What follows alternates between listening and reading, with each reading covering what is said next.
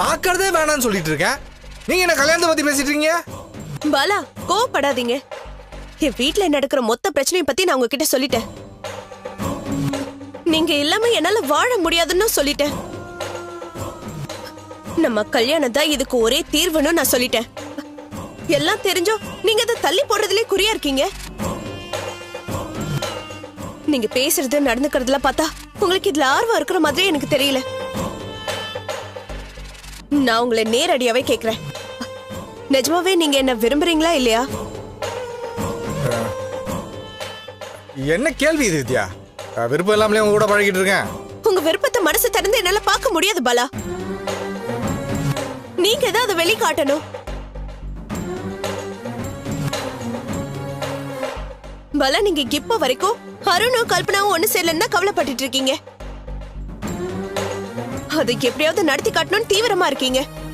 ஆனா நம்ம கல்யாணத்தை பத்தி நான் மட்டும்தான் வாய் ஓயாம பேசிட்டு இருக்கேன். நீங்க ஒரு வார்த்தை கூட பேசினது இல்ல. அது ஏன்னே எனக்கு புரியல. அத பத்தி நான் தான் நிறைய பேசுறேன், புலம்புறேன். ஆனா உங்களுக்கு இதுல சம்பந்தமே இல்லாத மாதிரி விலகியே இருக்கீங்க. அருணும் கல்பனாவும் சேர்றது எவ்வளவு முக்கியமோ அதே மாதிரி நாமளும் வாழ்க்கையில ஒண்ணு சேர்றது ரொம்ப முக்கியம் பாலா. அத பத்தி நான் தான் நிறைய பேசுறேன், புலம்புறேன். ஆனா உங்களுக்கு இதுல சம்பந்தமே இல்லாத மாதிரி விலகியே இருக்கீங்க. இதெல்லாம் பாக்குறப்போ நான் மட்டும்தான் உங்களை லவ் பண்றேன்னு சந்தேகமா இருக்கு. உங்களுக்கு என் மேல அந்த மாதிரி ஃபீலிங் இல்லையோன்னு எனக்கு தோணுது.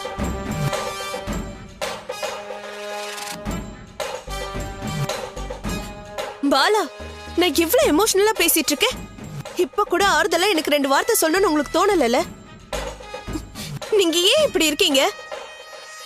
வித்யா, நான் உங்க அளவுக்கு எக்ஸ்பிரசிவான ஆள்லாம் கிடையாது. அதை வச்சுக்கிட்டு எனக்கு ஃபீலிங்லாம் இல்லைன்னு நினைக்காதீங்க.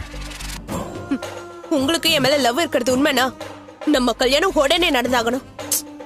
வித்யா, அவசரப்படாதீங்க. பாத்தீங்களா, கல்யாணம் சொன்னதுமே உங்க முகம் மாறிடுச்சு. இதுக்கு என்ன காரணம் எனக்கு தெரிஞ்சே ஆகணும்.